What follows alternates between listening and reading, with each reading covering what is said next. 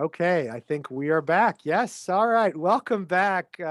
Once again, I'm Kendall Phillips, co-director of the Lender Center here at Syracuse University. What an amazing day of panels we've had, really remarkable conversations. And we have another exciting conversation here for you in our final session of this year's Lender Conversation, Contemporary Art as a Call to Action, a conversation with Carrie Mae Weems and Helen Zughaib. I would say I really think we were very deeply fortunate to have two such renowned and engaged artists whose work is not only widely exhibited and praised, but whose work has consistently and passionately engaged broader questions of equity, inclusion, accessibility, and justice. We've asked these two artists, as many of you heard in our chit chat before this got started, we've asked both of them to offer brief comments about their work and how they see it engaging with conceptions of equity and human rights and justice, how they're intervening in the world. Then we'll enjoy watching them talk a little together about these shared interests, with me humbly serving as your moderator and conduit for some of your questions. But first, let me offer what will be far too brief introductions to both of them. And I must say, if I were to offer robust, full introductions to do them justice, it would take the entire hour. So I will edit my comments but just give you a sense of the scope of their work. So our first panelist will be Carrie Mae Weems. Through image, text, film, video, performance, many lectures, presentations, multitude of convenings, Weems has created a complex body of work that centers on her overarching commitment to help us better understand our present moment by examining our collective past. Indeed, I will suggest that Carrie Mae Weems is one of the most important artists in our lifetime, and she continues to push boundaries and intervene in important social issues, including Black Lives Matter and the COVID pandemic. Weems has participated in numerous solo and group exhibitions at all the major national and international museums, the Metropolitan Museum of Art in New York, the Whitney, the Frist Center for Visual Arts in Nashville, Cleveland Museum of Art, the Guggenheim, the National Gallery of Art in Washington, D.C. The list goes on and on. Her major solo exhibitions of her work have included Carrie Mae Weems, the Museum Series at the Studio Museum in Harlem, and Carrie Mae Weems, 3 decades of photography and video, first at the Frist Center for Visual Arts in Nashville, and then traveling to the Portland Art Museum, the Cleveland Museum of Art, the Cantor Center at Stanford, the Guggenheim Museum in New York. Weems has received multitude of awards, grants, and fellowships, including the MacArthur Award, the Genius Fellowship, the U.S. Department of State's Medal of Arts, the Joseph H. Hazen Rome Prize Fellowship, the National Endowment of the Arts Fellowship, and the Louis Comfort Tiffany Award, among many, many others. We are fortunate that she serves as artist in residence at Syracuse University at the moment, and she lives in Syracuse, New York, with her friend and with my friend and her husband, Jeffrey Hoon, who directed light work for almost 4 decades. After Carrie talks about her work, we will move to Helen Zughaib, who also has a great Syracuse connection. Helen was born in Beirut, Lebanon, living mostly in the Middle East and Europe before coming to the United States to study at Syracuse University and earning her BFA in arts from the College of Visual and Performing Arts. Zughaib's work has been widely exhibited in galleries and museums in the United States, in Europe, and Lebanon. Her paintings are included in many private and public collections, including the White House, the World Bank, Library of Congress, the U.S. Consulate General in Vancouver, the American Embassy in Baghdad, the Arab American National Museum in Detroit, the Minneapolis Institute of Art, and many, many others. Her paintings are also included in the DC Art Bank collection, and she's received the DC Commission on the Arts and Humanities Fellowship Award every year since 2015. Her work has been included in multiple embassy showings by the State Department abroad in countries including Brunei, Nicaragua, Iraq, Belgium, Lebanon, and Saudi Arabia. She has served as a cultural envoy to Palestine, to Switzerland, to Saudi Arabia. In 2021, she received the inaugural social practice residency from the John F. Kennedy Center in Washington, D.C., and she says of her work, and I love this quotation, so I'm going to share it with you.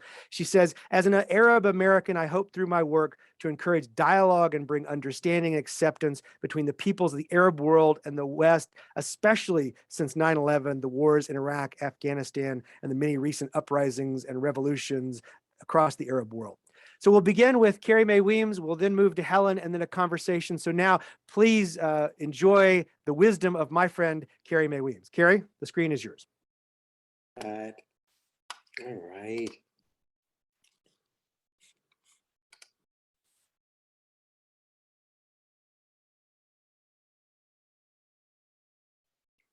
Can you see my screen? Yes, yes. Okay. We're still just seeing like the You icons will and have things, to but we can tell definitely me see. because I can't tell exactly what's going on here. And something is happening. Yes, we have Kimberly Something, Drew. That image is there. something is happening. So hold on just 1 second. Let me escape that for a moment and I'll try to start there. Okay.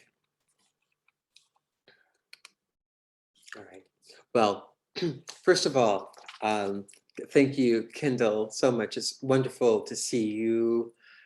Congratulations on this day, Professor Rowlands, for putting this together. You've been just fastly working on this project for months and months and months. I know how meaningful it is for you, and I appreciate your inviting me to participate with you. And Helen, of course, as a fellow artist, I'm really thrilled to be meeting you for the first time. It's really lovely. So thank you. I hope that everybody is well and that everybody is vaccinated, first and foremost. And I have to say that this is rather difficult.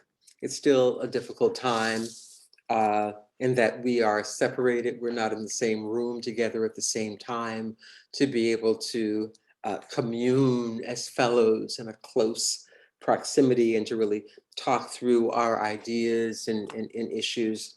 And what I do know is that there's nothing like being in person together, that it really does matter and that it counts.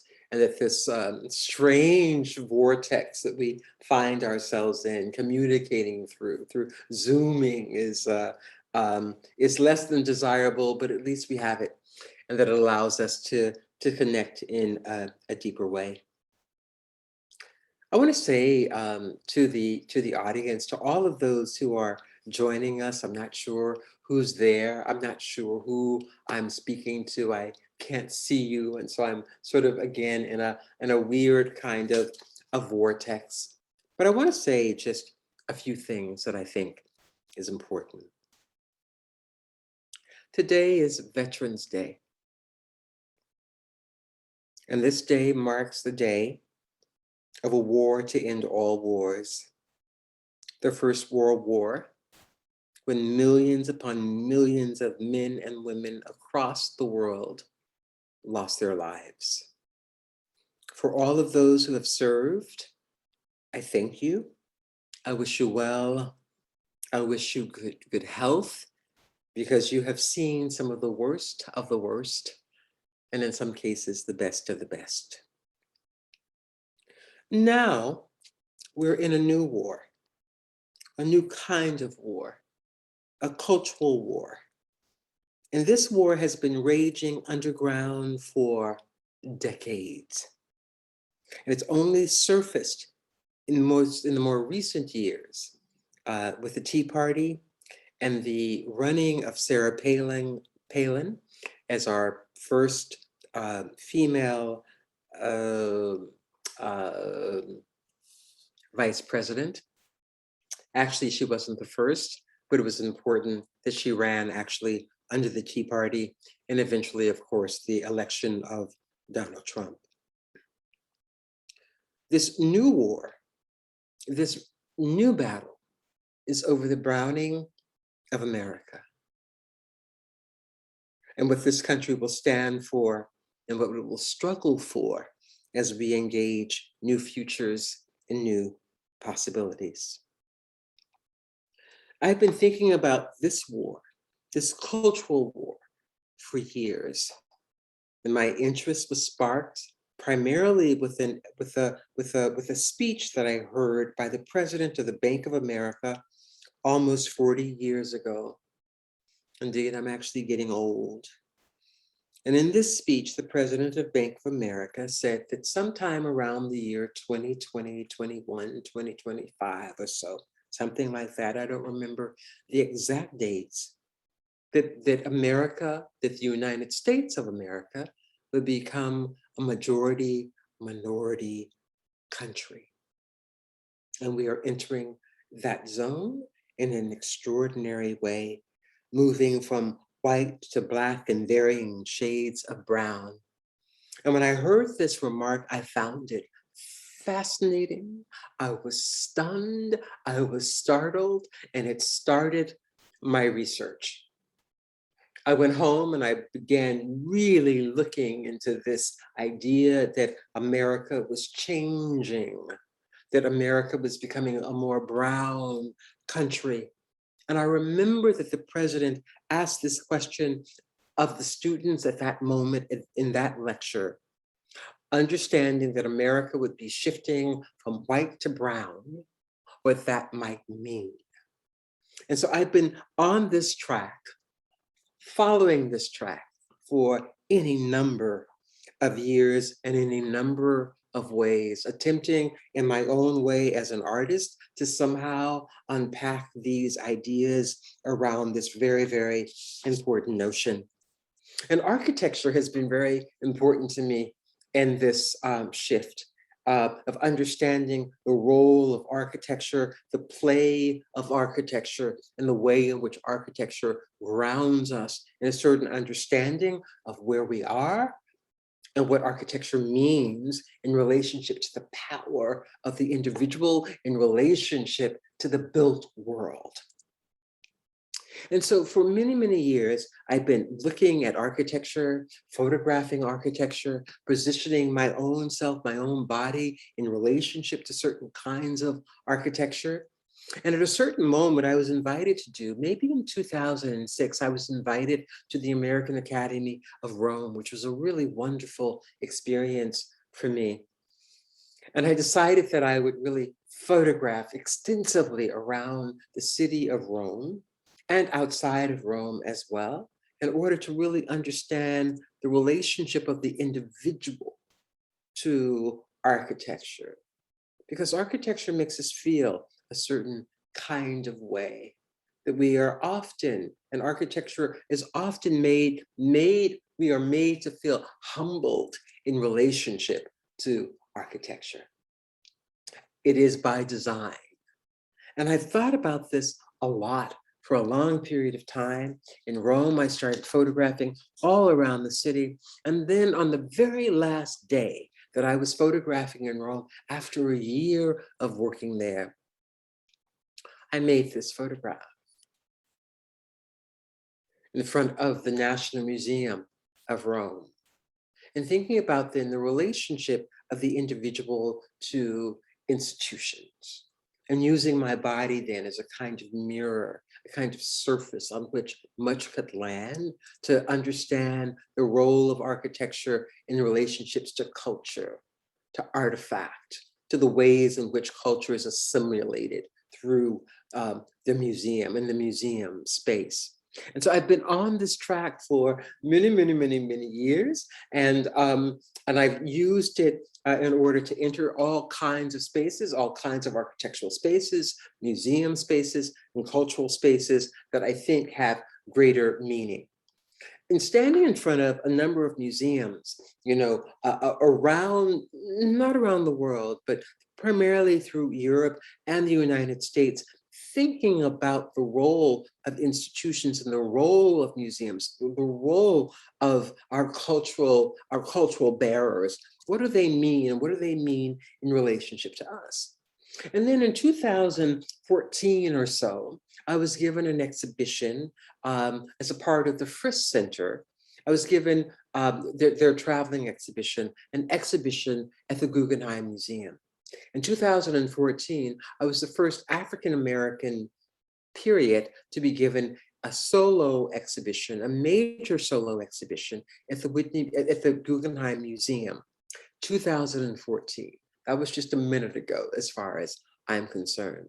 And so I thought about the ways in which the museum had invited me into its space.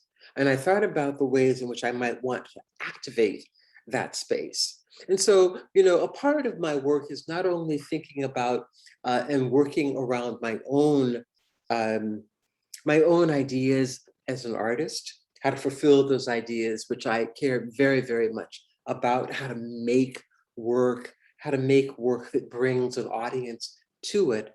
But I've also been concerned for a very long time with other artists, thinking about other artists, collaborating with other artists. How do I use my space or the space that's allotted me to bring other artists into the foreground of cultural context?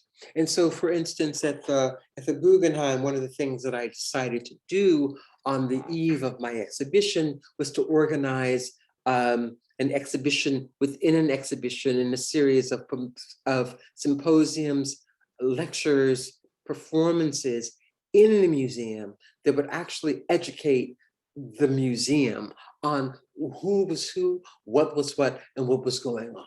And so I invited,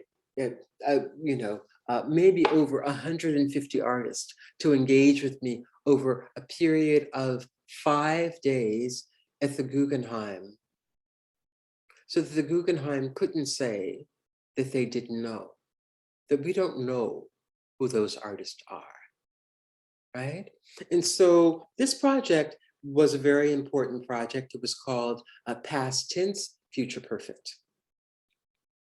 I did the same thing at the Park Avenue Armory in 2017, inviting again a large group of artists, maybe in this case, about 100 artists, in order to suggest to the institution that there are remarkable artists that are at work, at play, doing all kinds of extraordinary things, working that you need to be aware of, because I thought that would be important. And so I've been unpacking this kind of work for a very long time, and often in relationship to the exhibitions that I do, that I'm personally invited to do.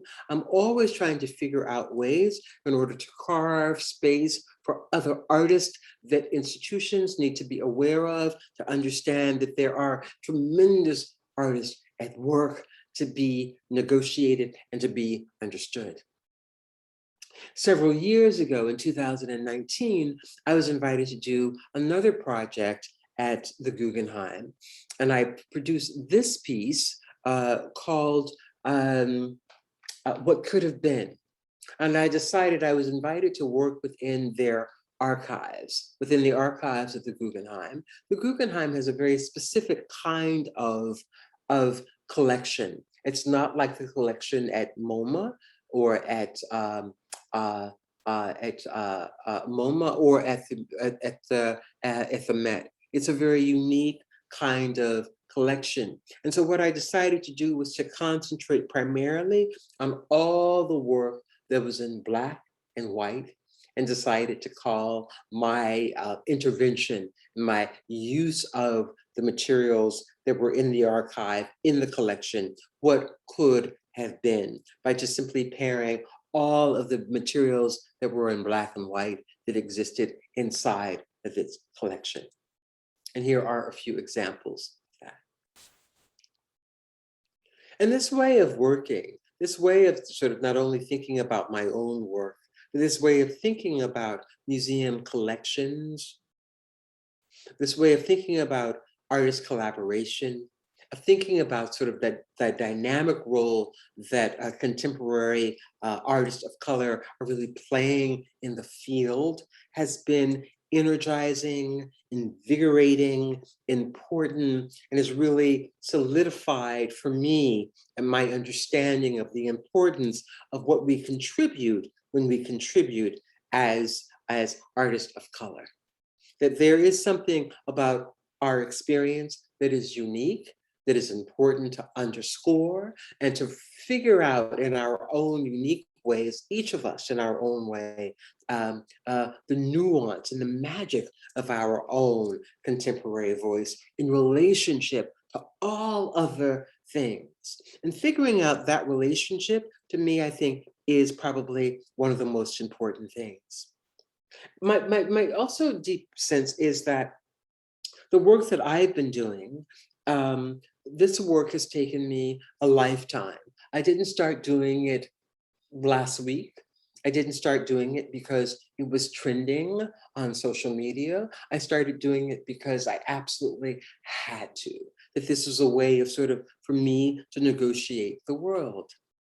And so the idea that we were dealing with notions of police violence has been something that I've negotiated for the last 25, 30 years. This was a plate commemorating every Black man who lives to see age 21. I made 30 years ago. Deeply connected to the moment in which we find ourselves now, in which perhaps one of the greatest disruptions of American society has been the killing of George Floyd.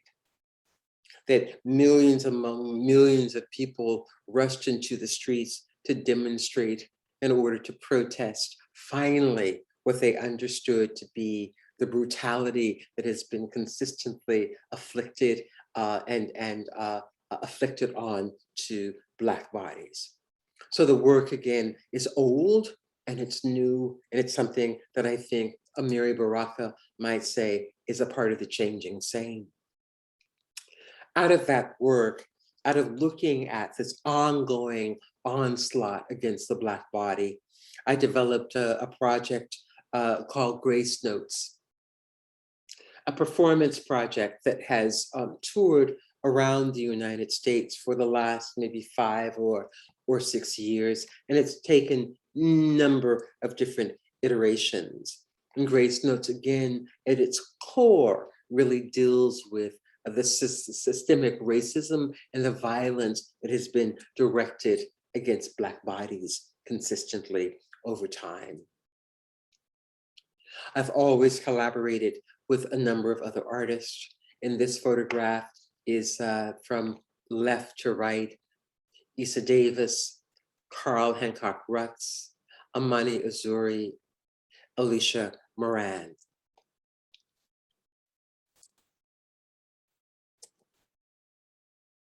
Most recently, during the pandemic, the moment that the pandemic started, I understood that its impact, and I understood its impact on Black bodies in particular, that Black, Brown, and Native people would be the most impacted by this virus. And so for the last year and a half, I worked very, very, very diligently from the moment we entered the lockdown on really negotiating these ideas around the importance of understanding what COVID-19 was and its impact on Black, Brown, and Native peoples in particular, and on the working class in general. I did a whole series of public art campaign where we used billboards and buttons and masks and buttons and shopping bags, broadsides, etc., attempting to alert the general public. And then finally, of course, ending with the idea that the vaccine would be our best shot against COVID-19. And so with that, I'll sort of end here so that I can give Helen time to do her presentation. Carrie, thank you so much for that wonderful presentation. Just a snippet of your amazing work. So if you will stop sharing your screen, Helen, we can bring you up and hear your conversation and see some of your amazing images. So. Okay. And I hope that I'm out. You are. You're a star. Great. Thank you so Great. much. Okay. Putting this on slideshow so you can hear me. And can you see my little shoes? Yes, fabulous. Okay. Yes, thank you, Helen. Fantastic. Wow, I could have listened to you for a million years, Carrie. What an honor to be sharing this virtual platform with you. And as you said, I so wish we could be together and I could give you the biggest hug because I love hugging people. And that's been difficult for me over the past 18 months. I want to start by saying, Professor Rollins, thank you so much for inviting me to this very esteemed day. At Syracuse University, I have much to be grateful to them for. Thank you, Professor Phillips, for moderating, and Evan and all the magicians behind the scenes. I'm just hoping this goes without a hitch, knock on wood. So I will begin by saying a little bit about myself, my background as an Arab American. My father was born in Syria, in Damascus, in the Old City, under the French Mandate. And I was ultimately evacuated from the civil war in Lebanon at age of 16.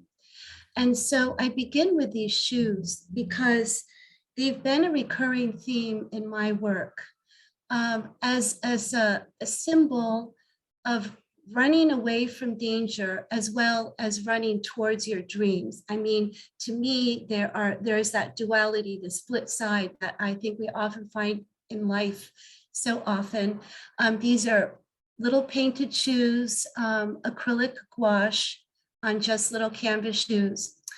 And the reason I start with this and the reason I call it Unfinished Journeys is because, one, I feel mine is unfinished, but two, I'm speaking for so many people, as has been brought up in the previous talk: displaced, refugees, forced migration, forced evacuation, people leaving home because they're desperate. I can promise you from my own experience, and I will tell it to you right now, that I did not want to leave my home of Beirut, Lebanon. So it was in the beginning of the Civil War in December of 1975, we were under a curfew. Our school wasn't open, so we had been many, many, many weeks ultimately living in a small room in our flat. We weren't allowed to put our heads towards the windows in case of sniper fire. And so we were primarily on the floor, and no going out, no school, nothing. And one day the concierge came to my father, and he had been watching from the top of the roof of our building. We were in the Muslim section there in West Beirut, that there was going to be 2 militias that were piling up their weapons, going to be having a shootout. And we were on the 2nd floor, which meant that we were going to be directly in the line of fire, and we would not have survived. So my father took the decision to quickly run out of our building, and we took nothing with us. And it was my mom and my 2 younger sisters. And we ran out into the street. Of course, there's a curfew. It's in the daytime. We can hear the bombs, and we know that people are around us, sniping and so on. And we start running towards my father's car. And as we were running, my sister lost her shoe. She lost one of her shoes. And we looked back, my younger sister and I looked back at that shoe, and it was on the curb, and we didn't know what to do. We didn't want our father to get mad at us and keep yelling at us to go move fast, because we had to get into the car. And basically he put his head down and drove up the Corniche. To this day, I've thought about that all the time. And I don't know what happened to that shoe, but somehow, and you'll see in some of these images I'll show you, the shoe has remained an important symbol for me in my work. Well, when we left my father, and he remained in Beirut. No communication in those days. We were evacuated to Athens, my mother and my 2 sisters and I. And when we left, we were one of the last planes to go out before the airport closed. I said to my father, when are we going to come back? And he said, you'll be back in a week. And of course, he believed your father. And that week turned for me 35 years later. I'm invited to do a big show at a prominent gallery in Beirut. And all of a sudden, I have to start thinking about a lot of these memories that I have been sort of pushing down. And this is the first piece I did for that show. It's called Circle Home. This is a detail. It's kind of hard to see, but this is the word in Arabic, which is bait, home in Arabic, which I wrote over and over and over and over in this very meticulously painful way, actually. I had never done something like this before. Until now, I have done few works like this, but my friends, my Arab friends call it bait, just for home. And the word home has much significant meaning in the Arab culture. It doesn't mean just your physical structure. It means your village, your family, your tribe, your community, your social obligations to that village. So there I am, back in Lebanon, finally for the first time. We go to Jordan, we go to Syria. I see where my father was born in Damascus. We come home and the quote unquote Arab Spring begins. And this was now about 11 years ago. Of course, you know, it began with the Tunisian fruit and vegetable seller in Tunisia, who had his little cart. He was trying to support 6 children and his mother. And he didn't have a permit. And so he didn't have the money to pay for the permission. So the guard, a female, actually slapped him, which is very humiliating in the Arab culture to be slapped, and seized his little scales for weighing his food. So he went to the governor and he tried to see the governor. The governor, of course, refused to see him because he was a little fruit seller. So he set himself on fire. And that lit the fire for the Arab revolutions, what began being called the Arab Spring. So us here back in America now, after a few short months of being in the Arab world, of course, I wanted to try and start working on the Arab Spring. So this is my first piece here that I did. I have the shape of the woman, the abaya, and the flowers, which are symbolizing hope.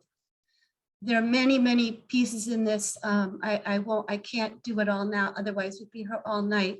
As the revolutions and the Arab Spring devolved, the work became more anguished. Of course, you can see my reference here to Guernica, probably one of the most all-time favorite pieces that was so powerful. And we're talking about the power of art in this symposium today and tonight, and how we can affect change. When the Secretary of State in the Iraq War had to go to the United Nations and make the case for going to war in Iraq,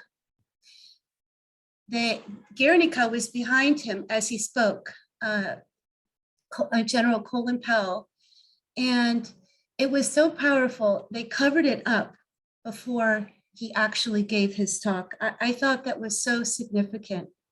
And also now I wanted to acknowledge this is, as Carrie did in the beginning, I forgot to do, but since we're talking about General Powell, I do want to thank all the veterans for their service. I'm so grateful for that. As the war wore on, it turned into this war in Syria, which we're still dealing with now. The war is not over. 11 years later, it's not over. These are tiles that I found. I painted these tiles in gouache. It's called Pieces of You. Here, I'm trying to talk about the beauty, the sophistication, the civility of lives being lost, being shattered, being fractured. I don't want you to think of these people as, when you say refugee, like they deserve somehow to be a refugee. I promise you, nobody wants to leave. I promise, promise, promise. This is a piece, a large piece I did in gouache called Generations Lost. As it progresses, you see mostly the women here. Of course, they're usually the ones left picking up the pieces of war. Their men have died. They're holding up faded images of people that have disappeared. It's a big problem in Syria. Over 100,000 people are disappeared and probably more in secret prisons all over Syria. These women have lost their brothers, their fathers, their sons, their husbands. And the reason I titled it Generations Lost as even if the bombs stop, the trauma still continues into the subsequent generations. It doesn't ever leave your body, kind of, you know, I don't know how to say that properly, but, you know, I thought of Carrie's piece, the kitchen table series that I know you're so well known for. What an amazing series. And I see this Eat the News. Of course, I did this long after, this is a few years old. As I was listening and going about my daily life, eating and drinking and going to the post office and going to the shops to buy my food and going to the hair salon and the, you know, my daily life, how many hundreds of Syrians were dying? Hundreds, thousands. It didn't mean anymore to anything else to you.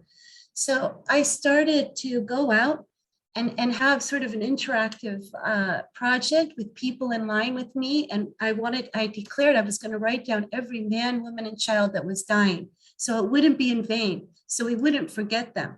Well, that became too much. So then I decided to create this installation called Eat the News. And I'm asking people, even till now, as Carrie mentioned in her beautiful segment, these issues don't seem to go away. I mean, here we are facing these same issues till now. I have saved the Washington Post because I'm here in DC ever since the Arab Spring began, and this is collage and enamel. I don't know if you remember that piece of the little boy in the ambulance, but this is, sorry for my bad photograph, it's a brand new installation that I call Eat the News Again, which is on exhibit, and I haven't had time to get excellent photos. So you see here this man, it struck me, he's carrying his child, trying to walk across borders in a suitcase. And talking about walking across borders, the places they'll go. Here's an installation of about 24 of my painted shoes. And I am playing on Dr. Seuss, Oh, the Places You'll Go. Yeah, because you have all your dreams ahead of you, because you're lucky enough to live in a certain place and you're not faced with war or these kind of circumstances that force you to leave. And so I decided to flip it around, the places they will go, thinking about those little children crossing borders in their shoes. This is a recent installation with neon, Do Not Forget Us. These are 3 of my father's shirts. Let me get a detail here.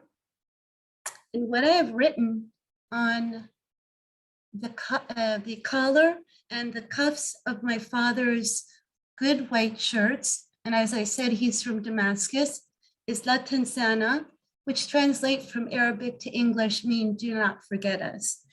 And this piece was inspired because I had read an account in one of the secret prisons. One man finally got to escape. He was let go. And he had 83 people in his cell. It was packed so tightly, they couldn't even lay down. For one person to lay down, they had to take a turn. And I assure you, after reading a little bit about the secret prisons, you would rather be dead. So this man was going to be set free, and they decided that there was a tailor that was locked up in the cell with them. So they decided that the tailor would actually stitch on pieces of paper they found in their cell. They used their own blood to write. And they the implement was a chicken bone or a bone that they found. They managed to stitch the names of all the 83 people in the cell in the collar and in the cuffs of the man who was being able to be free, so that he could go out and tell the families where their loved ones were, because they have no idea. No idea. They're snatched and they're disappeared.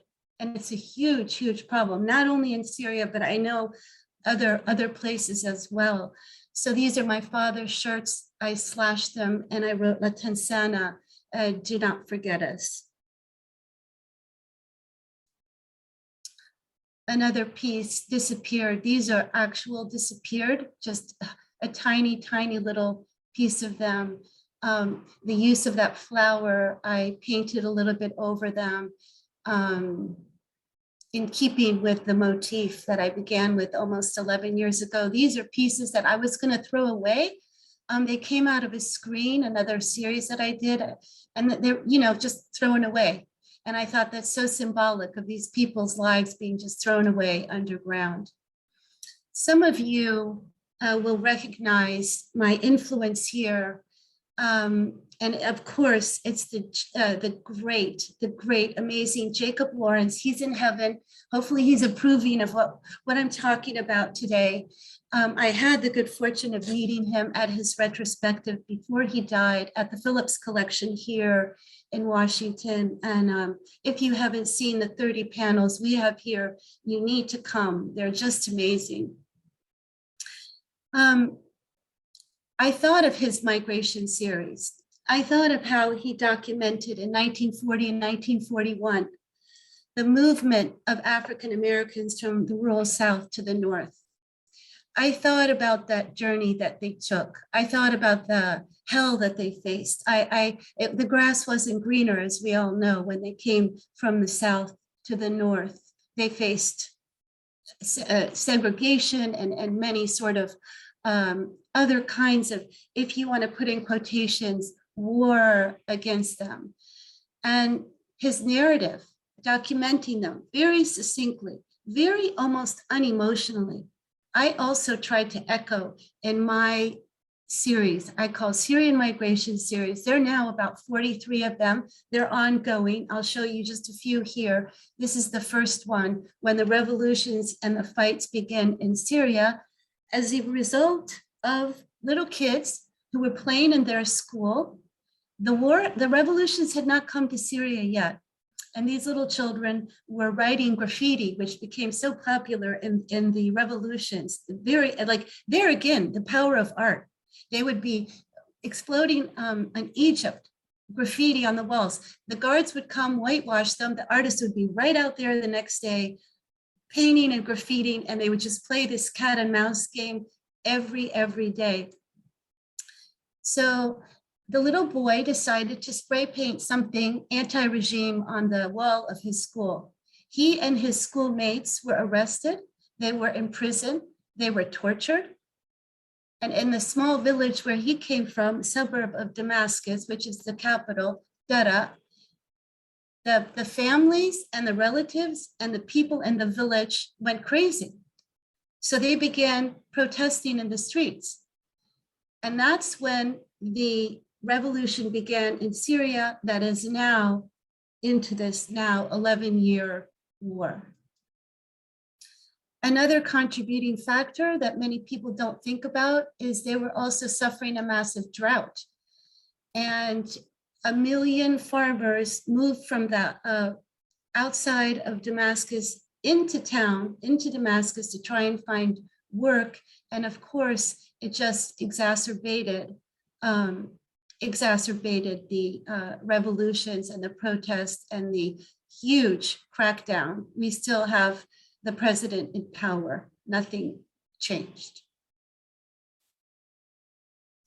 These have a company narrative. They're on view now at a new show. So the narratives are very part of the painting, just like Jacob Lawrence, also the same size, 12 by 18 inches.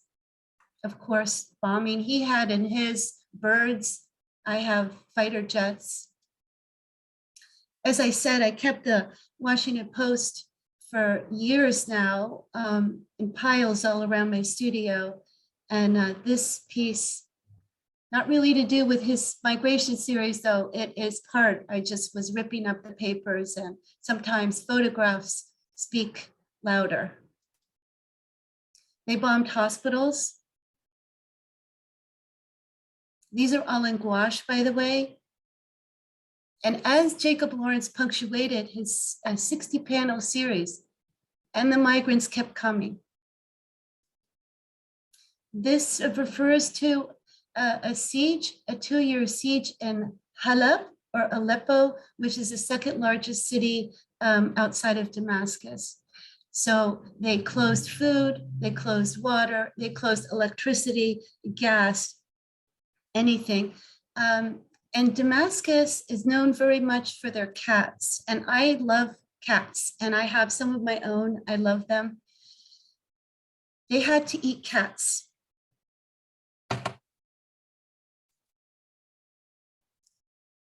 This is Hurriya in Arabic, echoing graffiti again outside the prison wall. That means freedom in Arabic. And I hope people can make the connections between Jacob Lawrence's great pieces. In his piece that's similar to this, he has, I think, New York, St. Louis, and maybe Chicago. And of course, here I have Turkey, France, and Germany. Of course, when the huge influx, 13 million people, 13 million Syrians in five short years fled their country. It was such a, in Jacob Lawrence's series, from the African, he counted from World War I up until almost the early 70s, about 6 million people. I hope I've got that right, leaving. Here is 13 million people. And of course, they were faced with massive, massive resistance here and abroad. Not letting in the borders, being closed off. Again, in the camps that they erected, here we have, echoing Jacob Lawrence's great piece of the 3 little girls. Here I have written ABC in Arabic, and I say, open the borders. You'll see my little shoes down there.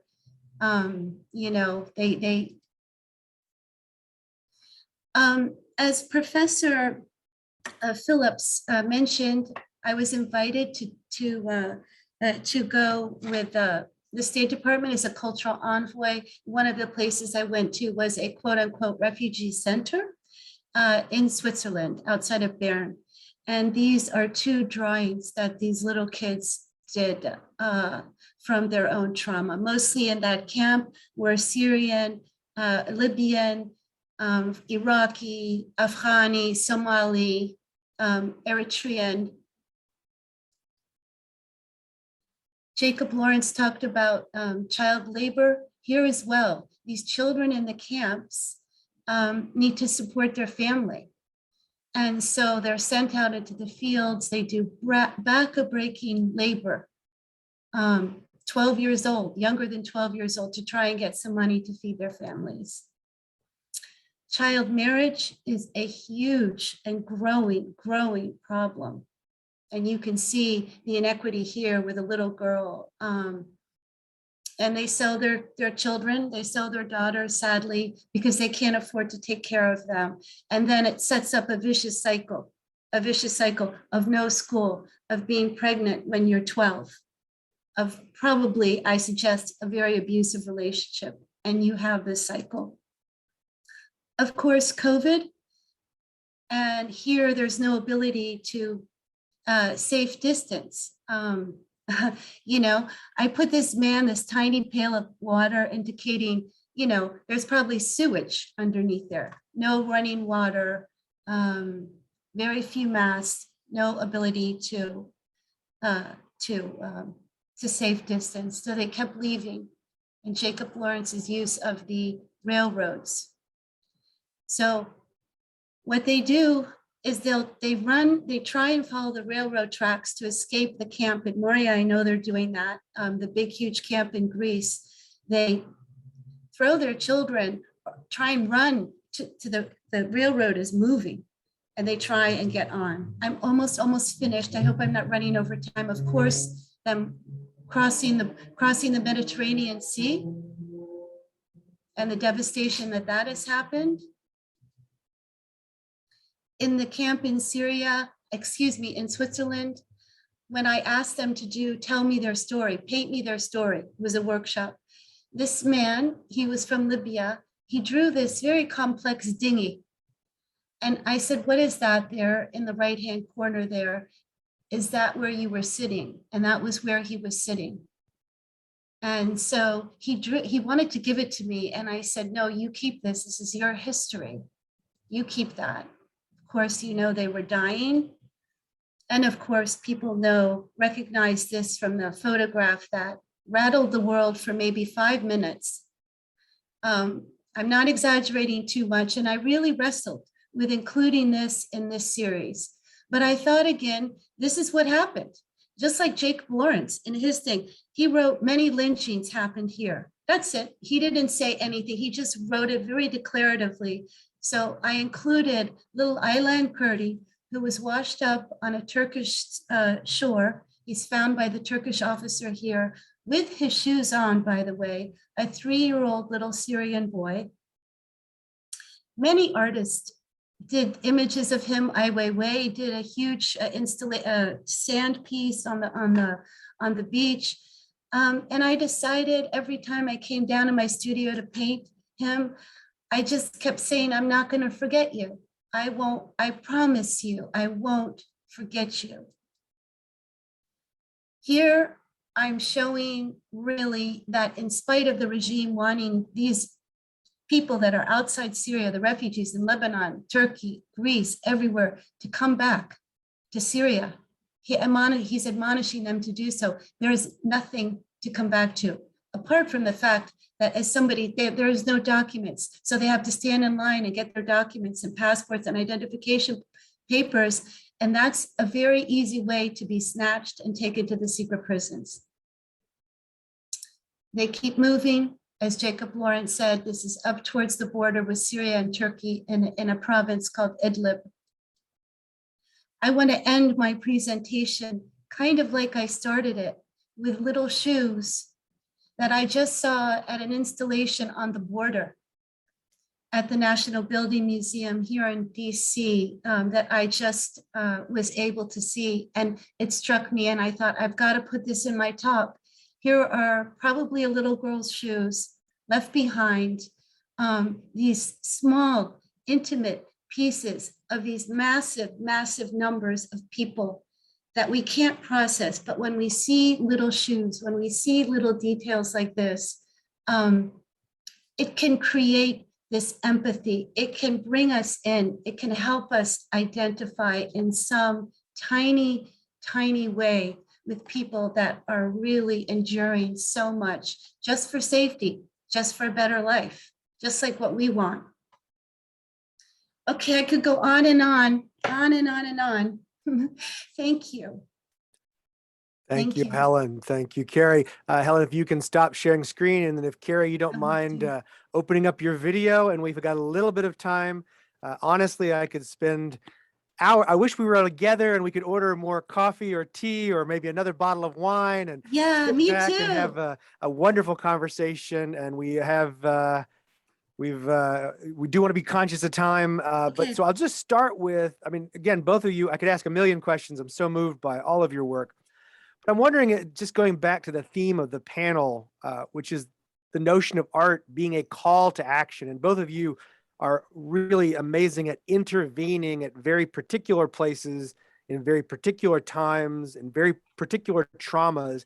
But I'm wondering how your work works, or how you think of your work in relation to calling others to action. Carrie, do you have some thoughts about that? I'm not sure if it's necessarily a call to action. I'm not sure if I can say that. I think what I'm more interested in is in raising certain kinds of questions that people are simply thinking about things in a new way. And that if I can make work that sparks a new understanding or a new set of possibilities around thinking about who we are, what we do, and how we therefore act in the world. If I can simply do that, I'm really happy with the work, right? So I'm not sure that, my work is really a call to action. For me, the work is a call to action, which is why I make it, right? Because I'm called to action, because I care about a certain set of circumstances, because I care about the human condition, because I care about my own condition, that I care about the condition of my family, of my friends, of my colleagues, right? Or the people that I work with, right? And so that if I can sort of move the needle in relationship to getting my audience to consider a set of questions that might be important, then that is the most important thing for me at this point in my life. Well, especially these days, if you can get people just to think, that is a tremendous accomplishment. Helen, how do you think of your work in relation to what you're calling a viewer or the audience to do? Well, that was beautifully said.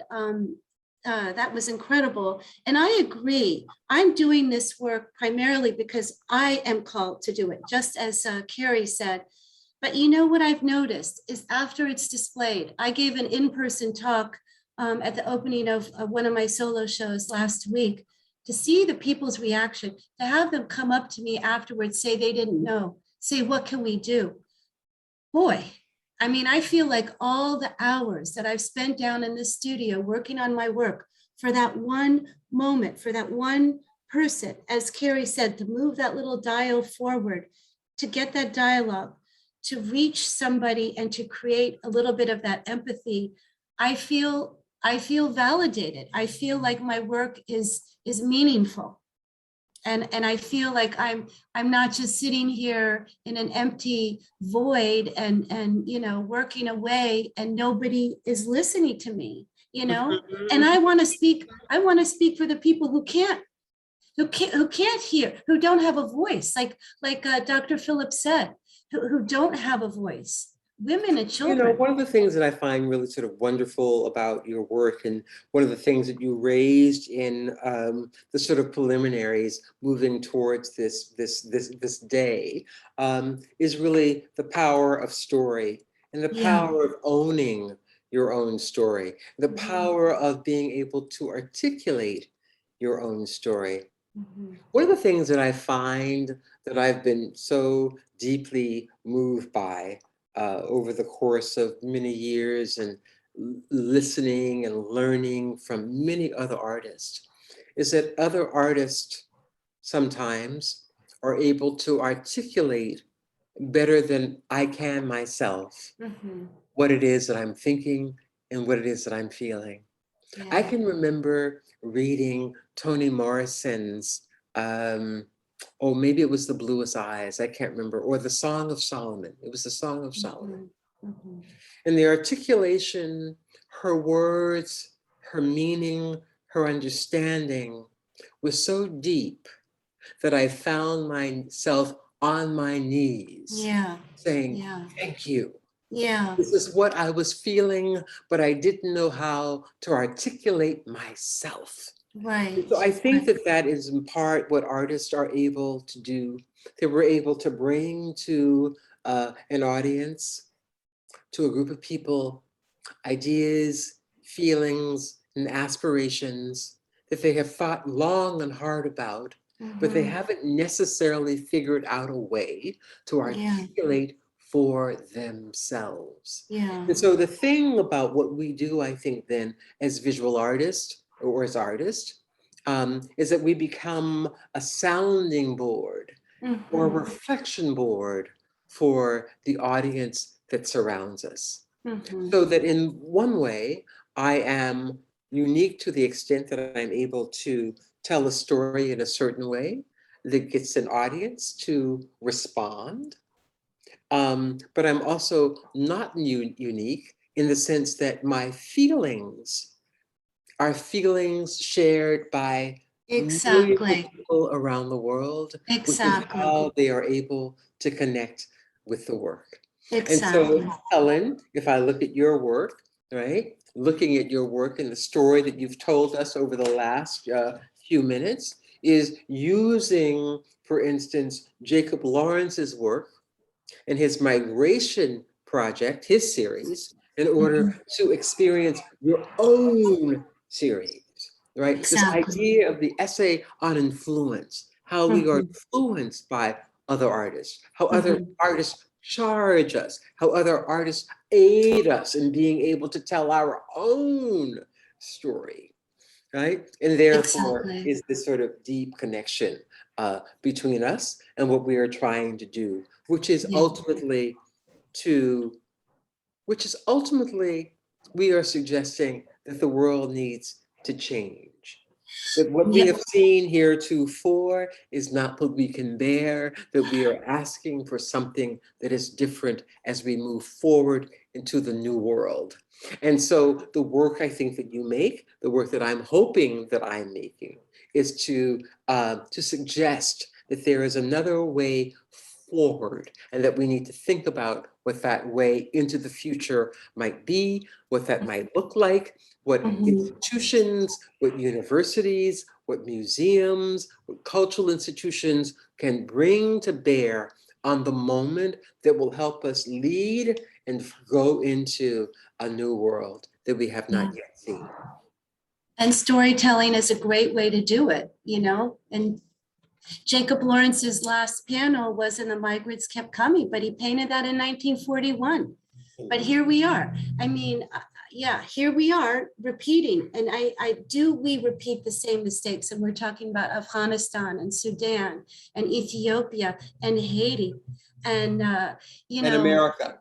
oh, absolutely in America. Absolutely. Those little shoes are on the border here, on our southern border. And I am incorporating, but as you said, it's the human feeling. I think that's exactly it. It's these feelings are shared by all of us. And boy, I hope people learn. I wish I had a magic wand.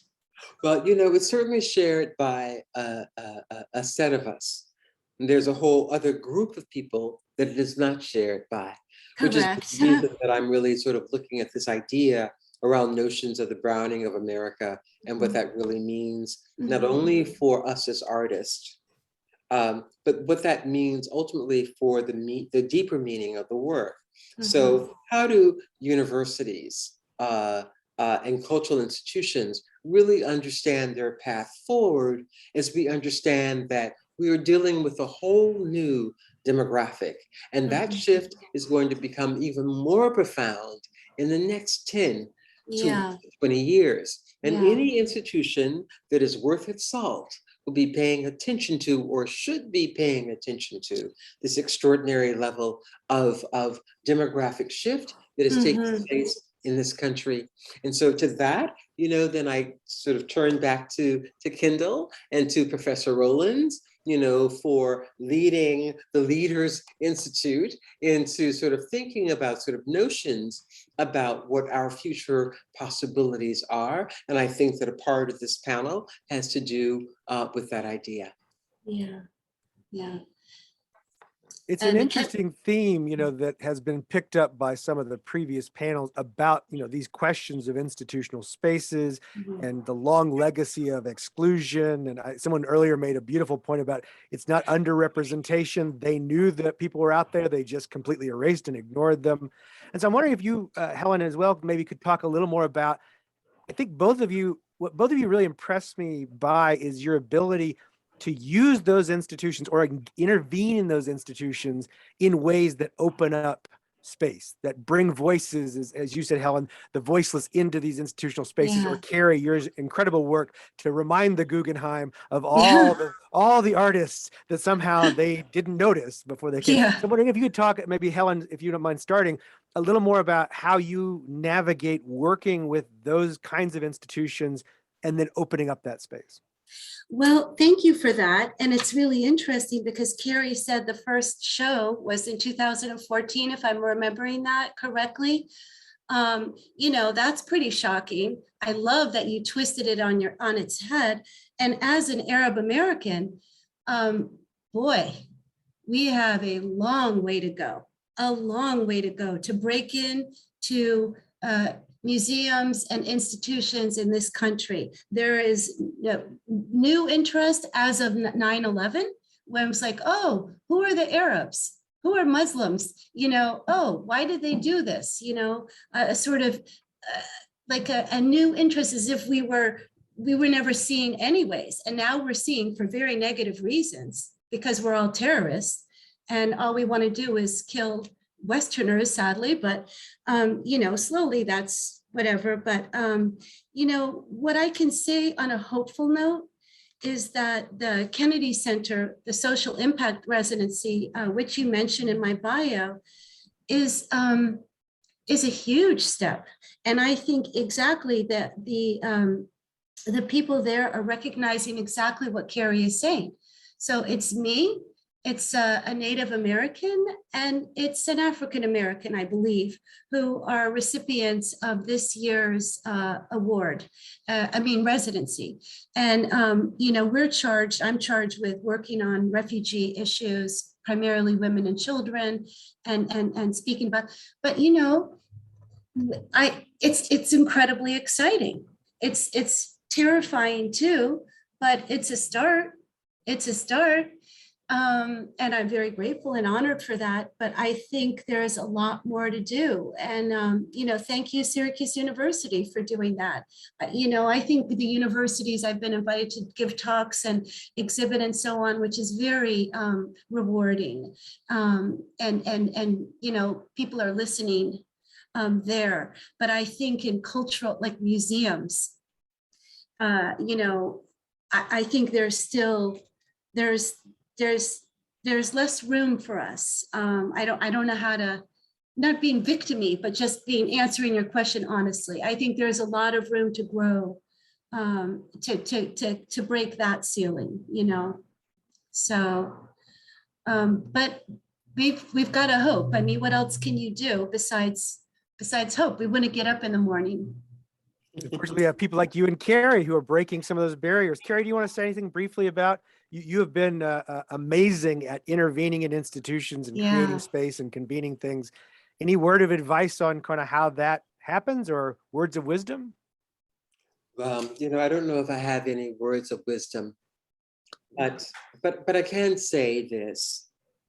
As I said earlier in my talk, I've been working on these issues for many years. And institutions are kind of, sort of paying attention, because really this has to do with major shifts in the way in which these institutions think about themselves. And so from the board of trustees, all the way down through the professorship and who was hired, all the way down to who was allowed in, who was accepted in, from all of these structures really need to be looked at and re-examined if we're going to move into a positive future. And it is very difficult work. It's very difficult work, and it doesn't happen because two women decide that it's important. Right. You know, and so what I'm really looking to see is to what extent the institutions make major institutional change towards the change. And so I have spoken to many people, I'm talking to many people. I see us in a sort of a moment, but how this moment then is translated over time will certainly matter. But as Helen said, I am forever hopeful that change is on its way, whether we like it or not. Right. And being ready for it, whether we like it or not, is We're ready for the most important thing. that Yeah. we do. So Mhm. thank you so much for inviting us, Kendall, and Oh, yeah. to the evening. Helen, thank you so much for your words and for Oh, your my goodness. What an honor to be even looking at you. Oh my goodness. I'm gonna pinch myself. I'll wake up at 3 o'clock in the morning. I'm like, oh my goodness, thank you. Thank you. Believe me, it's my honor.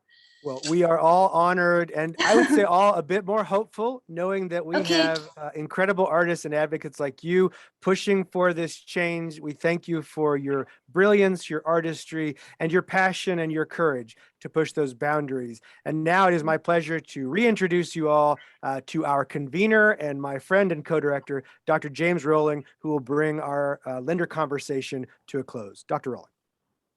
Sure. Thank you, Kendall. Thank you, Carrie. Thank you, Helen. I can just say, it's just because we're over time, I'll try to be as quick as I can with these concluding remarks. This evening, this day has been more than I hoped for, to be honest with you. I'm going to pick up on something that Carrie said, in that the panel conversations and the panelists have helped me to articulate things that I've been thinking about for many, many years, and to articulate them in ways that I could not. So for that, I thank every single panelist. It's too late in the evening to name every name, but the names are available. You know who you are. To each and every single one of you, every single panelist. Also, I want to thank those working behind the scenes. From Evan and Alexa and Beatrice to our tech folks, John and Andrew, and also Sally, who's doing our close transcription. I want to thank everybody for your work behind the scenes, because there's so many balls to keep in the air. I thank you for the audience for giving us your time. Time is valuable. I am hoping that everything that has been said today helps us all to think otherwise, and also to engage in some of our own creative world building. To pick up on some of the themes of our keynote speaker, I want to thank Amy Craig for giving time, even in the midst of a family crisis, to deliver that keynote this morning, this afternoon. I'm also thankful for the co-sponsors, for Hendricks Chapel and for the Humanities Centers for seeing my vision here and for supporting it. Thank you, of course, to my wonderful co-director, without which I could not, Kendall Phillips, who has helped guide me in terms of producing this major event. And of course, last but not least, I want to thank Marvin and Helene Lender and their entire family for their advocacy and their investment in this center, both now and in the future. So with all that, all of these stories and all of these conversations are going to be available on YouTube, and hopefully will live on to provoke others to tell their own stories even beyond this evening.